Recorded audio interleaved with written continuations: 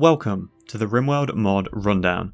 We'll be taking a quick look at what you can expect to see from Vanilla Races Expanded, Waster'd. To start with, you'll need to own the Biotech DLC to make use of the Vanilla Races Expanded content, as well as own the workshop content, Vanilla Expanded Framework, and Harmony. This video is likely to just be non-stop praise for the bundle of changes added by this mod to my favourite Rimworld race, the Waster'd. So what does the vanilla race look like? Waster'ds are gaunt, pale, and I presume smelly, little drug addicts that absolutely love pollution and thrive in the exact opposite conditions many players usually aim to achieve. For your downsides, Waster'ds suck at art, cooking, and animal handling. They are not naturally gifted in the face department either, with looks that not even a mother loves. Unsurprisingly, they have a short fuse. They're more likely to start social fights and have violent mental breaks. They're charming individuals all around.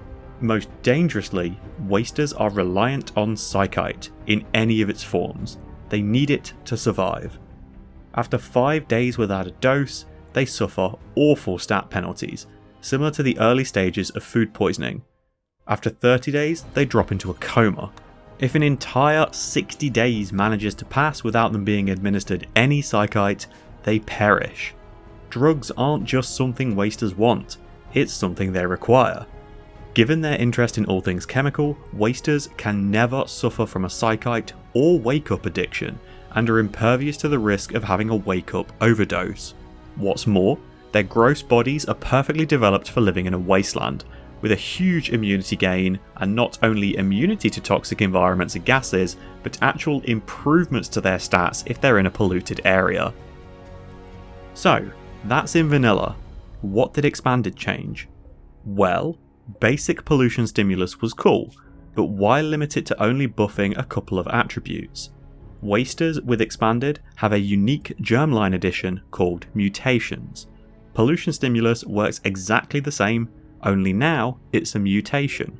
Mutations reach their full effectiveness when exposed to pollution or toxic gases, which is where tox absorption comes in. It rapidly boosts the mutation's effect severity. You could have regeneration, rage, sustenance, cognition, numbness, happiness, productivity, size sensitivity, fertility, or accuracy, as well as the previously mentioned stimulus, which altogether is insanely powerful. Only in Vanilla Expanded, Waster'ds will roll between 1 to 3 of these mutations rather than just always having pollution stimulus. It makes every Waster a little bit more unique, and best of all, they can potentially pass these mutations on to their children if they manage to somehow convince someone to lay in the same bed as them and play hide the pickle. But there comes a significant downside to having children with Waster'ds. Progressive cell instability. Waster'ds are barely hanging on. What with constantly needing their next fix and breathing air that's 90% ass, the first generation of Waster'ds normally has a nominal cell instability, which slightly lowers their lifespan. It makes age-related illnesses occur slightly earlier and also gives them a higher risk of cancer. Second generation Waster'ds have a minor instability, which increases the severity of these effects and also interferes with their immunity gain. The next is a major instability, which, expectedly, has more damaging health problems, and when progressing to the final and fourth generation, they are hit with extreme cell instability.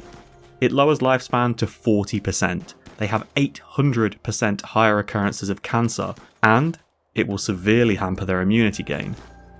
Waster'ds are a glorious mishmash of ideas and contrasts. You want them to have children to potentially make a super soldier with all of these mutations, so you're fighting their hideous appearance and natural tendency to be a dick in conversation. You also know their children have a higher chance of developing major health issues, so even if you do manage to make this super soldier, they might not be around forever. So maybe raising kids is a little hard with these downsides. The better thing about Waster'ds is that these mutations can be harvested in gene packs. If you have a diverse group of Waster'ds that cover all potential mutations, with enough time and testing, you can extract all of the mutations and apply them in a single xenogerm. So how does this end up actually playing? Well, this is the tricky bit. Wasters tend not to play well with others who aren't wasters. They're objectively worse than baseliners when they aren't smoking, snorting, or taking something, and they need to be working, fighting, and walking in pollution wherever possible to make the best of their mutations.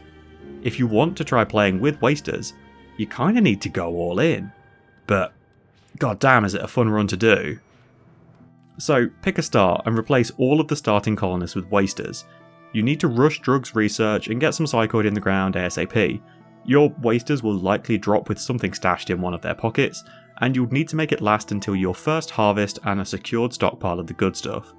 Because wasters are bad at cooking, you're also likely to have an easier time going for the harder drug options rather than trying to level someone up so that they can brew tea.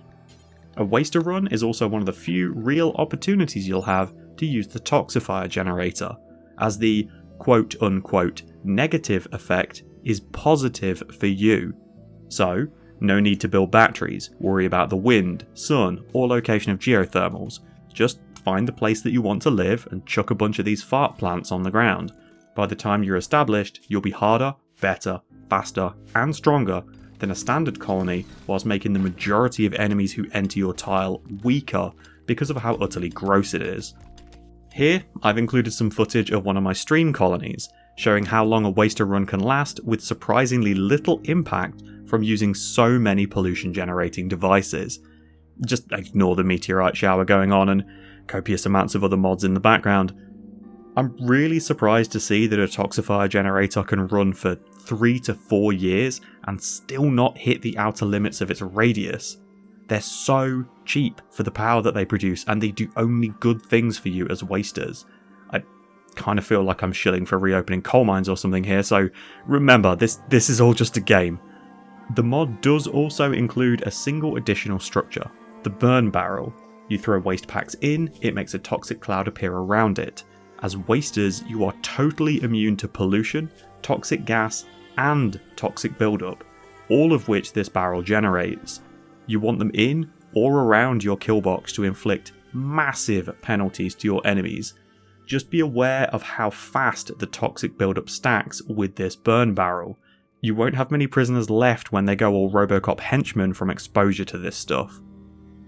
Thanks for watching, folks.